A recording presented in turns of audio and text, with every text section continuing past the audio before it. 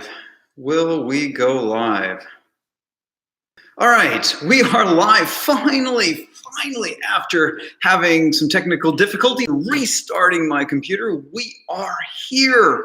All right, hopefully the audio is coming in decently. It's really echoey in this room, so I'm not too sure which audio I'm actually on. Trying to test out this one. Test. Is this coming in? I have no idea. I can't actually hear it. But thank you all for your patience. We're just going to do some Q&A. Oh, you might notice I'm not in my office. I am actually in my company, Contractor Dynamics. I am in Asbury Park, New Jersey, doing this bad boy. So it's at the end of the day here. Joe, he's already off, headed back for the fam. I'm gonna have dinner with him and his family. Joe, for those who don't know, is my business partner in Contractor Dynamics. We do training for the roofing industry.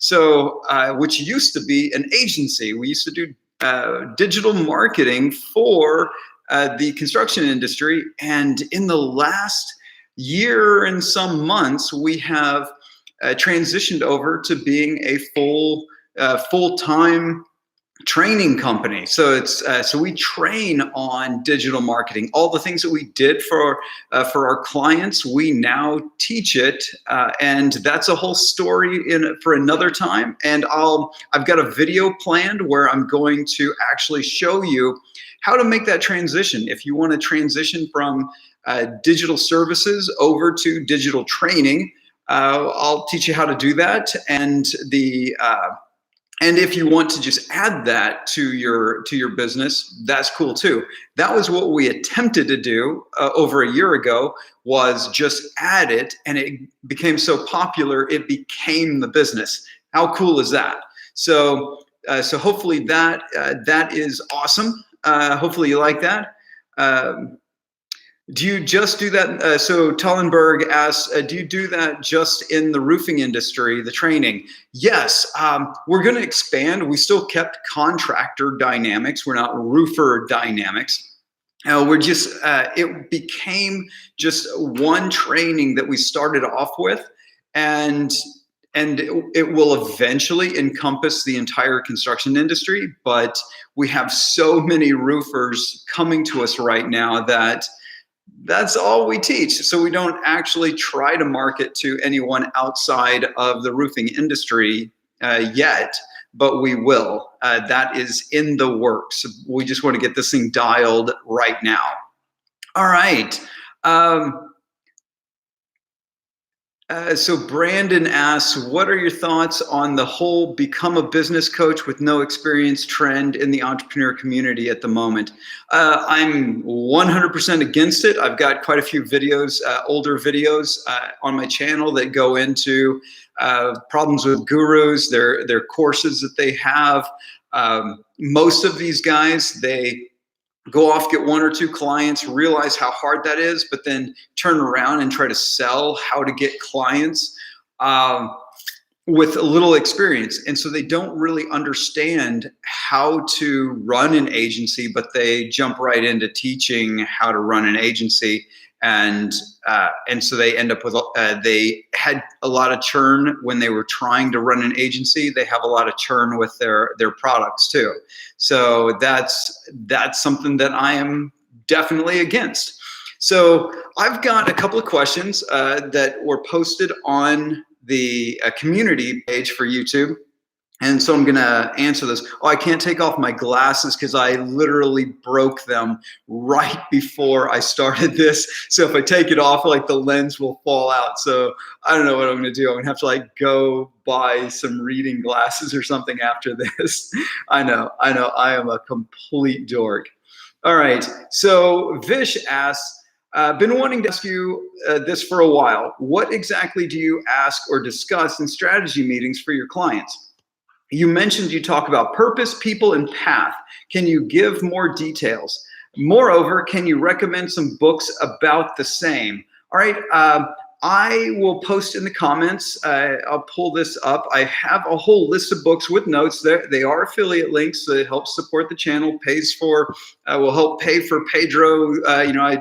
Granted, I'll probably never make enough money from this channel to cover the costs of making these, but I will put that in there here in a second. So I broke it into business strategy and brand strategy.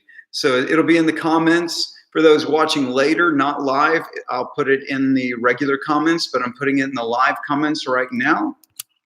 So for anyone who wants to go check out a bunch of books, maybe I put too much in here because it will not send.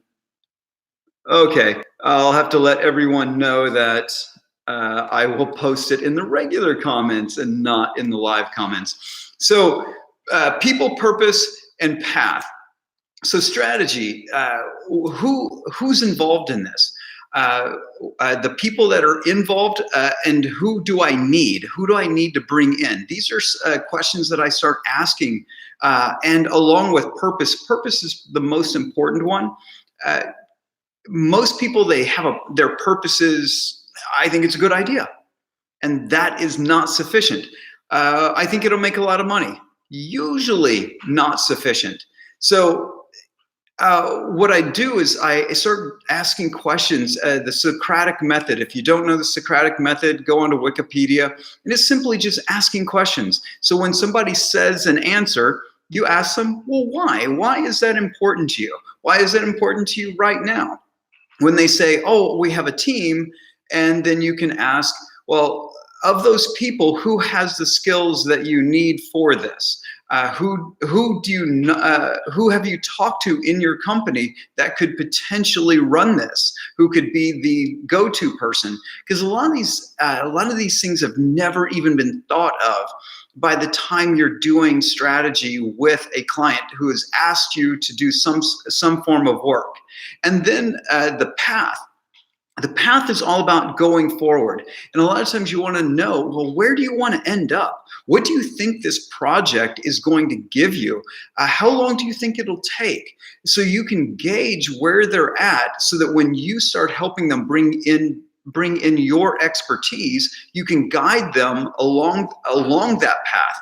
You can help them with their purpose, clarify their vision, and then you can help them figure out which people in their company can be the best ones on this project. And if they don't have those people, you can be that person, or potentially find people that you can bring into the project. Maybe you don't have them in your own company, and so you can bring them in. And then path, you can help guide them. The path is a very collaborative process. So I know you were asking like what specific questions, but my questions that I have, and unfortunately I don't have that notebook here, but I do have that as a notebook that I take with me, and I make a new notebook for every new client when we are going to do a strategy session. So I bring it fresh and I can add notes to it. But you need to develop what do you need to know to properly do your job for your clients. And so some of what I ask is happens at that strategy session. Something comes up and then I dive into it. So that's what I do. I know that's a vague answer, and I'm sorry about that, but I kind of just do it based on my experience and a handful of questions that I've put together that help guide me and bring me back around. Because what I really am attempting is to be a facilitator and not the person with all the answers. Because I don't have all the answers, and neither does my client. And if we work together, we can get to the right answers. Hopefully that's helpful. All right. I got another question, then I'll get into all those who are on here live. Actually, we'll go into live, and then I'll come back to this one because all y'all came here live. You deserve some better treatment than I am giving you right now. All right. What other questions do we have here? Tallenberg, I need to watch your proposals suck video. I spend all day writing 2 proposals. I could have spent my time doing something more productive. Yeah, don't write proposals. Write agreements. So you need to already have the agreement from the client and already have discussed what it is that you're planning. So you put all this effort into these proposals. Hopefully you did not send them out. What you need to do is get that client, that prospect back on the phone, on a Zoom call, doing it on video, and discuss it. Discuss, here's what I thought you were after. What is there any clarifications? Has anything changed in the last few days since we last spoke? And then go into here's what I was thinking, and don't call it a proposal. Just say, hey, let's go over what I understand of this project. And then ask them at different stages throughout that, throughout sharing this proposal, go ask them questions like, does that make sense? Is that what you were thinking? Is that on track with what you're after? Does that make sense to you? You ask those kind of questions, and then they will tell you, well, no, that doesn't make sense, or no, we weren't really thinking that at all. And so you don't even have to ever get to the price stuff if this thing is way off track. If your proposal's way off track from what they were thinking, you can change. If you've not already had the budget discussion, well, now's a great time to have that budget discussion before you show them a number. You really shouldn't be showing anyone any number without having already discussed money up front. You need to get to the money discussion early and often. All right, let's scroll down.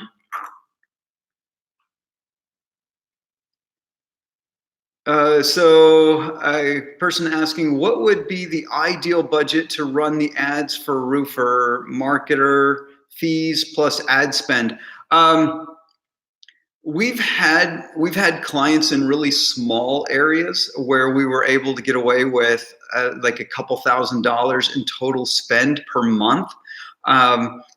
It wasn't, as an ad agency, it wasn't worth our time to really spend too much effort on those clients, though we got them great results, got them hundreds of leads, and really good leads. And out of those hundreds of leads, they were able to get quite a few jobs, because a roofing project can run from, on the low end, a few $1,000s to on the high end of hundreds of thousands of dollars, and sometimes even millions of dollars.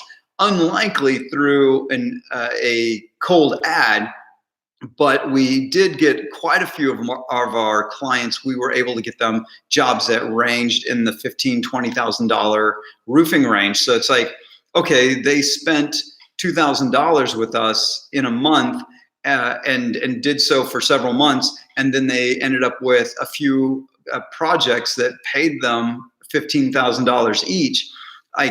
They're super happy with that. We'll keep spending that money all day long. On the bigger end, what we found with roofing companies that had multiple locations that served larger geographic regions, a lot of them still didn't want to pay more than a couple $1,000s, and there's just no way to serve them. It's like, no, a couple $1,000s will only get you one small geographic region. If you want to actually do all these other regions that you serve, you need to spend a few $1,000s in each one of them. And we only had like a handful of clients that were willing to do that. A lot of roofers still don't believe in digital marketing, even when you can land them work. Even when you're making them money, they still don't really believe it. We've actually had roofing clients in the past that stopped using us, even though we'd already made them a significant profit, and they took that budget and put it back into the radio spots where they had no clue what type of return they were ever going to get. And it was just because the radio salesman came back and made them a great offer, and so they cut a deal and it was like, oh, well, we're just going to stop this one budget and put it into the radio spots, even though there was zero tracking, no way of knowing if it would ever work. So sometimes that stuff happens. I know that was not exactly your question, but I wanted to give you a greater context than just saying charge this fee, because charging a fee without context makes zero sense. All right. Let's see, Tollenberg, what are your thoughts on cold email for digital agency leads? At large level, 250 emails a day. Well, I guess that isn't that large. Okay, yeah. 250 emails a day. So let's just go into the question, the idea of doing cold outreach. It works. It's spam. It's chasing somebody, trying to get them to pay attention to you. So what you should have is a mix. You don't want to just do cold outreach, hitting people with emails, going to LinkedIn and sending stuff cold. You might have it, but then some of it is to go directly to, well, let's have a conversation, especially if you have a good understanding of who that person is, like that company, and they really fit your ideal target client. If they don't, what you need to do is move over to warming them up. Hey, I've got this great training. Essentially going out cold and then offering a lead magnet that really is enticing. It's not some piece of crap checklist or something, but actually looks and is valuable. So you need to mix it up. You can't just have the one. Sometimes you can go out cold, try to get the appointment. That doesn't work. Go into offering them a lead magnet, and hopefully they'll then get into your funnel that way. But it does work. Eventually, once you start making cash, you got money, you do things to get people to come to you. Because when you're selling your expertise, you're not much of an expert if you had to chase them down. Experts make the most money when the prospect is chasing down the expert. So you need to make that transition. I understand the reality of life, and we have bills to pay. So sometimes you just got to chase down a project. All right. Hopefully that was helpful. All right, Johan, question, how to provide marketing consulting to different law firms that are in the same niche and in the same location. Not necessarily competitors, but there is some overlap. Just do it. Like, there's this thing that, I don't know what it is. So many people are so worried about doing, competition. Like, it's like you're not serving the same thing to the same customer. So one law firm that's a mile away versus this other law firm, they're in the same city, they are already competing every time they spend ad money. And so here's the thing that you can tell any prospect that says, well, hey, are you working with my competitor? It's like, yes, I am. But here's the thing, we don't share information. The cool thing is we have the details on your competitor. We're not going to tell you, but we can actually tailor marketing so that you and our other client are not competing head to head. You're still going to get value. You're still going to get the stuff that we can do best for you in your area. Where there's overlap, we will make sure that we're not spending your ad dollars in direct competition with one of our other clients. But if you go to one of our competitors, you go to some other company and have them do the marketing, well, guess what? Your ad dollars will be in direct competition with our client. And we are really good and will probably win. So in this case, you can work with us and get the benefit of us knowing how to not have your dollars compete head to head. Does that sound good? That's what you do. All right. Hopefully that was helpful. So Brandon asks, how important is the copy in an ad versus the creative? Can good copy save an ad with a poor video graphic? So the only thing about a video or graphic is that it's meant to grab attention. If it can grab attention and be informative, be emotional, be emotionally grabbing, not just an instantaneous, I got your attention, and then after that, it doesn't make any sense. It doesn't add to the ad. So if that's the case, then your copy has to do all the work.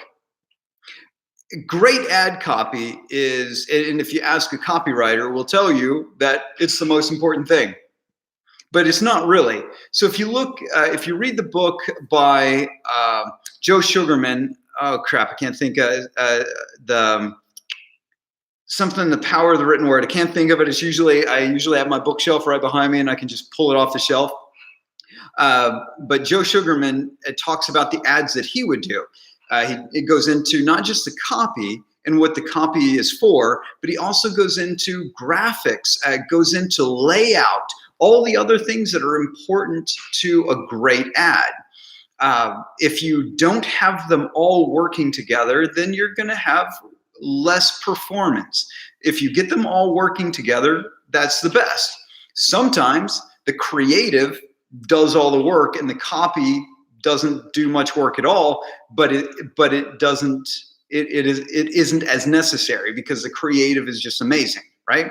And you can see that with loads of advertising. You buy Nikes. I'm assuming, Brandon, you got Nikes on, or you have them in your house, in your closet somewhere, right? You probably got a pair. Not one of Nike's ads ever told you, come buy this thing. It was just emotional stuff. In some cases, very few words at all, other than like at the end where it says, just do it. And that was it. Just do it is not great copy, but when you tie it in with that imagery, the video that you just watched, that ad, you're like, yeah, I'm going to just do it, right? So I'm just going to go out and buy a pair, right? That's the creative in most cases will, if you learn how to do it well, builds billion-dollar companies. Copy builds at best $100 million companies. That's really the difference. I know that was just not helpful, but definitely the way it really is. Eric Sixberry, do you have any creative solutions for marketing small, medium businesses against megacorps with huge budgets? I don't compete head to head. The biggest problem with small, medium businesses is not their budget. It's that they're too chicken shit to actually go out and market. Like they're too scared to do something risky. They want to do just like the big companies or their competitors at their level. Like they want to be in the herd. They won't step out of the shadows to do great creative, do great copy, do something out of the box as something very creative. They're too afraid of it. And that's the reality. So if you've got clients that are struggling, but they want to grow, well, then you help them take measured risk where they, not their entire campaign, not their entire budget, but just a little piece of it and go, let's try something unique. There was a roofer who started, he was a digital marketer and he went into roofing. And so he decided he was going to just go crazy. He did a wild and wacky video and his offer was buy a roof, get a gun. And he gave away AR-15s, assault rifles, right? Which is funny. He didn't directly give them away. There's a whole bunch of stuff that went into it, but it made the news. And it also brought in millions of dollars in sales. He went from zero to millions in sales by having something risky. What did he have to lose? Nothing. He didn't have anything to lose. Because he was a startup. He was trying to break into a highly competitive industry. So he just went out there and did something crazy risky with some over-the-top funny video and then offered people a free gun if they bought a roof from him, and it worked. A lot of people didn't even want the gun. They just thought, man, this is crazy, and so I just want you to come do my roof. Like, that was it. Like, it was the ability to do something that got attention that built his company. So that is the answer. All right, let's see. Let me pop into the last question. Saeed asks, when you just start out, is it better to do the service yourself or get a contractor from the beginning so you can put more focus on getting new clients? This one's a tough one, because if you're not a complete expert, like if you're getting started and you're also developing your skill set, and you don't have a deep understanding of how your solution actually solves problems for your clients, then you have to do it yourself, because you need that feedback from your clients so that you can iterate quickly. If you are an expert, you're a great digital marketer, you understand who you serve, you understand exactly what will happen. You do X, they get Y, and you understand it and you can replicate it over and over again. Well, then what you do is you hire people to do all the labor for you and follow your direction so you can put your effort on sales. But here's the thing. I believe in little hinges swing big doors. So you don't need to do a ton of sales to be successful. You want to make a few $100,000 a year. You can do that all by yourself. You can do the work yourself and sell it yourself, because you only need 10 to 12 clients. I'm sure you can go out and get one client each month, spend 30 days getting a client, and then spend another 30 days getting a client and another 30 days, and just do that for an entire year and charge them enough money that you're able to pay yourself a good salary and have enough left over to pay to build a team to support you. By the end of 1 year, if you have that level of focus, by the end of 1 year, you'll have a solid stable of clients, and you will have the cash to build out a team around you. That's my answer. Little hinges swing big doors. All right, that was the ones that were online. Let's jump in here and hit the last of them. Mboso, brother, thank you for coming on. Man, I can't wait to meet you in person. Thank you for the video. Thank you for helping me out with my lighting. I'm gonna have to have you come to Asbury and help us set up the studio that we're gonna build here. All right, so I'm in the cold outreach phase of my business right now. I'm also releasing content soon. Have you tried LinkedIn paid advertising to boost the reach of your content? All right, paid LinkedIn is crazy expensive. You need to know that your offer is dialed in. So I would work on that offer on Facebook, maybe even AdWords, Google Ads, which are very expensive too. You would probably want to test your offer in those other realms first, and then know exactly who you serve. Because the only good thing out of LinkedIn is that you can target specific demographics. That's its only praise. The rest of it is just, it's expensive. So you can burn through a lot of cash and your offer not work at all, because you didn't have it dialed in. But here's the great thing. You don't have to spend money on LinkedIn yet. You can actually start practicing your offer, getting that offer dialed in to the right people by doing free stuff and maybe paying for Sales Navigator and getting a little additional help in your search side, because that's all Sales Navigator really gets you, is some greater search capabilities, and that's it. So I would focus on that first before spending money. Okay, Jason, when starting out, do you build a team first, or do you try everything yourself? All right, I just answered that question for someone else, the same question, but it's a great question, and it's a hard one. And And everyone faces this. And sometimes like you start off yourself and then you realize I just need to hire someone and I can go so much faster. Then hire, right? Or you may find that you kind of suck at selling, but you're amazing at the work that you do. Well, then go out and find a closer to come in and help you out. None of these solutions are actually easy. Like actually finding good people is not easy. It's a lot of trial and error.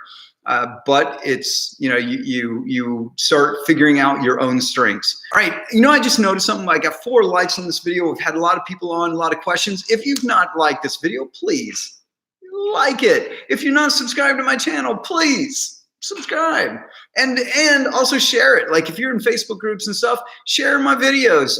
It really helps grow the channel and also, makes me feel good, right? I know, not much of a pitch, not a good sales thing for you, but the more this thing grows, the more I want to do it and the more I can share my knowledge with you. All right, Joe, I'm going to have to wrap this up. I'm going to go have dinner with my business partner and his family. So we're going to try to wrap this up pretty quickly here. Joe says, hey, Tim, love all your content. Watch your hiring video, and I'm taking your advice on prioritizing a project manager. Any specific advice for making sure you get the right person for that role? Okay, so as I was saying, hiring is not easy. The professionals, people who their only job is to find and help recruit people into a job, have slightly higher than the study that I saw, slightly higher than a 50% success ratio. Their only job is to find and vet people for jobs, and they are only slightly better than 1 out of 2 people. Okay, most companies have a success rate of about 30%. So you might have 3 people that you've hired before you actually have a good one. I know, that sucks.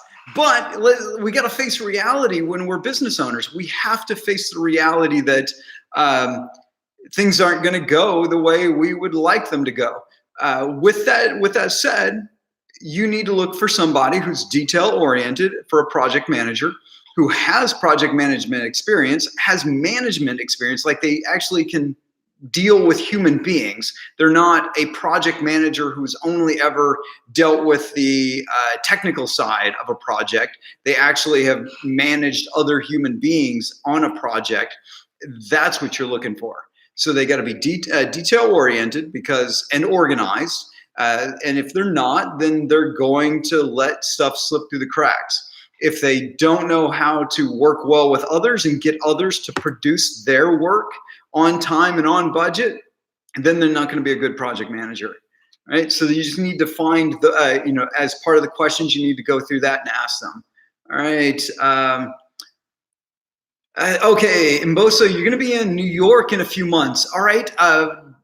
Email me, let me know, stay in touch, because I come out here to New Jersey periodically. I will come out here and do some work in New Jersey and then come up to the city and hang out with you. That'd be awesome. Maybe we'll shoot some video in person. That would be badass. All right, thanks. So everybody, I'm just gonna go thank you. It's Jason, appreciate it, glad that was helpful.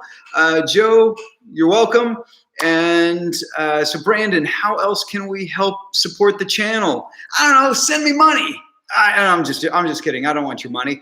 I will be selling some stuff.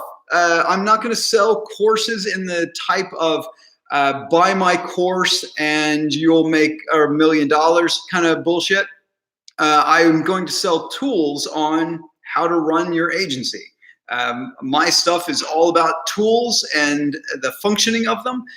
First thing that's coming out with my good friend and business partner is Sam Woods. If you've not checked out the video on copywriting with Sam, go check that out. But he and I are going to release a course that it's based off of my IP. he's the trainer in it. And so that's going to be the first thing we release, but then we're going to release some stuff on actually how to do proposals the right way, so that you're not just waiting around hoping somebody says yes to something you've emailed them. All right. So thank you, everybody. Thank you for coming on here. I appreciate it. I appreciate those who stayed on and through the technical difficulties of starting this. And I thank all the people who have watched this after the fact. I really appreciate it. Please like, subscribe, share, and do all the socials. And I'll see you in the next video.